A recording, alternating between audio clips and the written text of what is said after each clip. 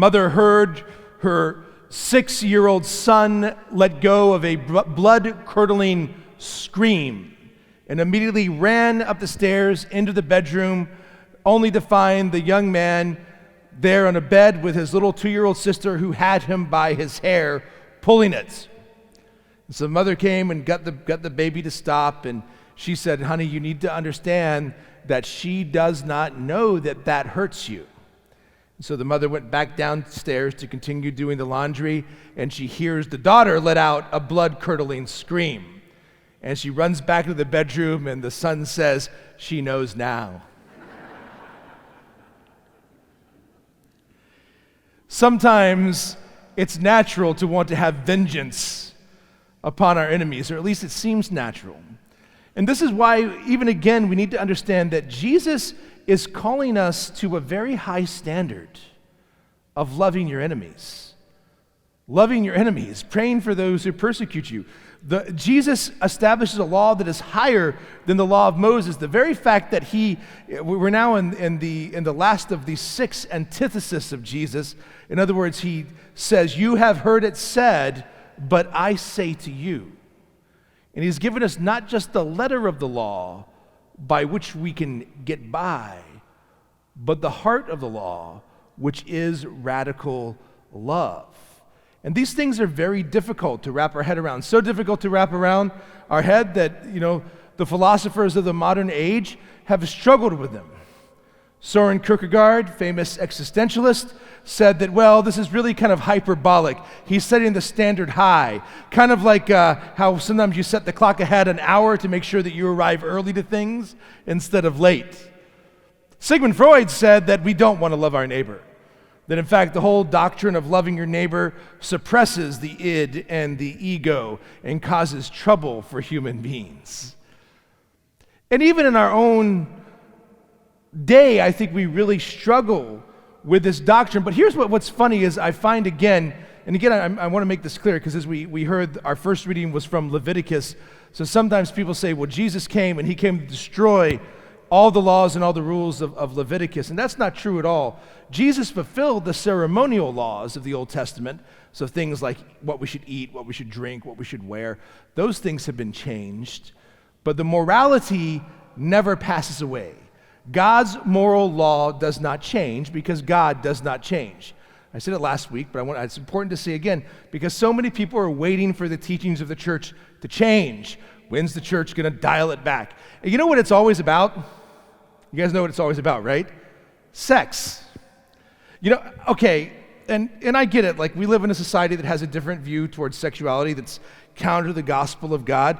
But here's the thing. I don't ever hear anyone say, the church really needs to dial it back on this love your enemies thing. Has anyone ever really said that? We need to really dial it back on this love thy neighbor thing. It's really an impossible standard to hold, so let's just forget about it altogether. And I don't know about you guys, but I have a lot more difficulty loving my neighbor than being obedient to the church on the other stuff, And so just because the standard is difficult doesn't mean that we forget it or that we abandon it altogether.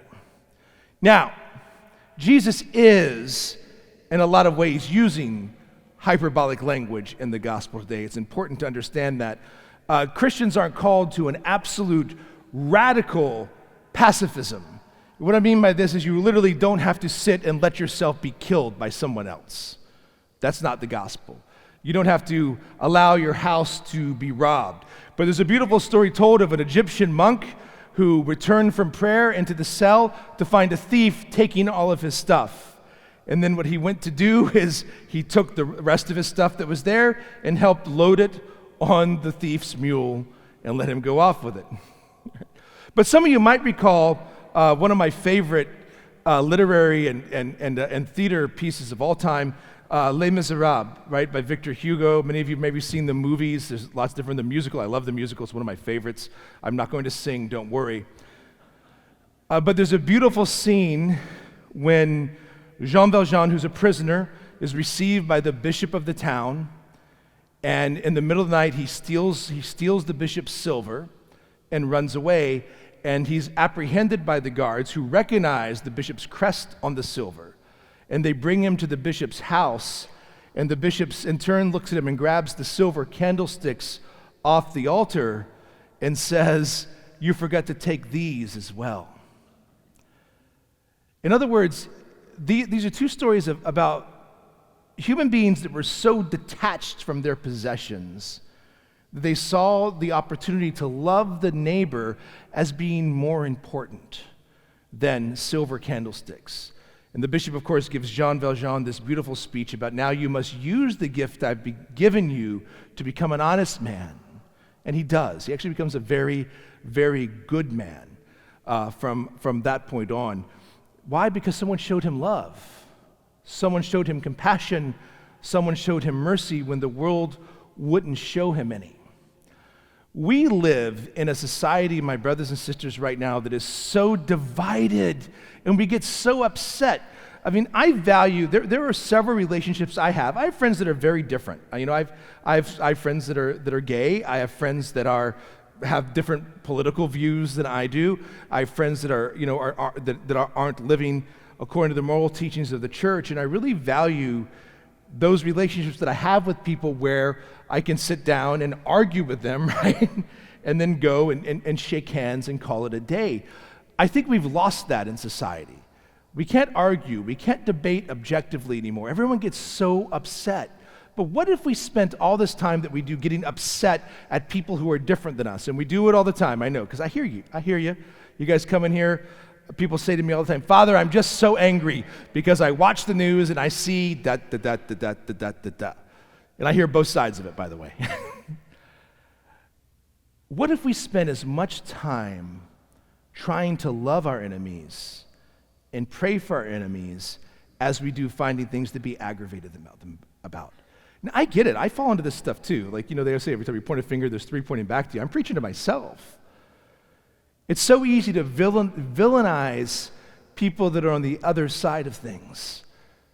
So if someone says, "Well, how do you do it?" Well, I said, when you start getting angry, pray. Begin to offer prayers for that person. And here's what's beautiful. If you don't have words for those prayers, and sometimes we don't, that's why we have these beautiful prayers that the church and our tradition has given us. Say an Our Father for that person. Say a Hail Mary for that person. Ask God to bless that person. And who knows, maybe that person will have a conversion. Maybe that person doesn't need the conversion. Maybe I'm the one that needs the conversion. Let's let God figure it out. But let's spend more time praying for people who give us trouble than being angry with them. An eye for an eye and a tooth for a tooth was actually a provision of justice at the time of Moses. It was considered it was a juridical thing. So basically, if someone took something from you, the punishment was equal to what they took. And if you think about it, even that sounds unfair. Why should the person who committed an act of injustice against an innocent victim have the same punishment as the innocent victim? Shouldn't they have more punishment? Shouldn't they be put to death for putting out someone's eye instead of just having their own eye plucked out?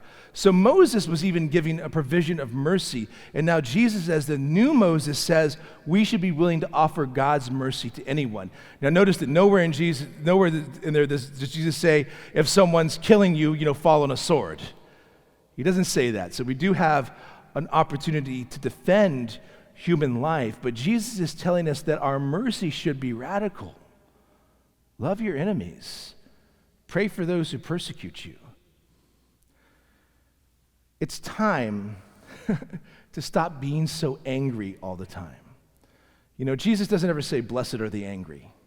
Now, there's a time and a place for righteous indignation. Jesus himself had it several times. We know the one famous scene in the temple in Jerusalem where Jesus, turns over the tables and makes a whip out of cords. There's several times where Jesus absolutely goes off on the Pharisees, and it says he looked at them with anger.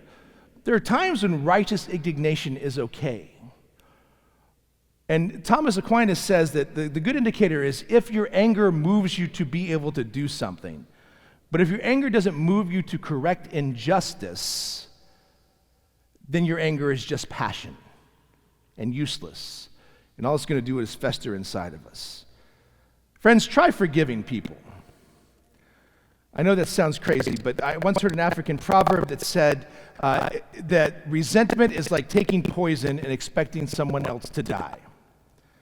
It's like Bert and Ernie would tell me on Sesame Street, right? When you're mad at someone, you're only hurting yourself. And we grew up and we've heard that our whole lives, but I got to tell you, I found it to be true. Not only should we forgive people because it's what Jesus tells us to do, because it's the right thing to do, the correct thing to do, and the virtuous thing to do, but also it's true that I'm the only one that's being hurt by my own resentment. If you're resenting someone, chances are they don't even know about it. And maybe we're not even hurting them, but we're really giving the evil one a stronghold in our life. It's time to let go. As we begin to enter into, as we do, this Wednesday, into the beautiful season of Lent, where we go in the desert with the Lord for 40 days, who am I mad at? Who is my neighbor that I'm not loving? Who is the enemy that I'm not praying for? Who is the one to whom I owe a coat or a shirt that I've not given it to? Am I being an instrument of God's mercy and justice, or am I simply serving my own needs? These are questions we should be asking ourselves right now today as we celebrate this Eucharist, for it is here that we receive the strength from God Almighty to do what He has called us to do in order that we may enter into His kingdom, which alone has no end.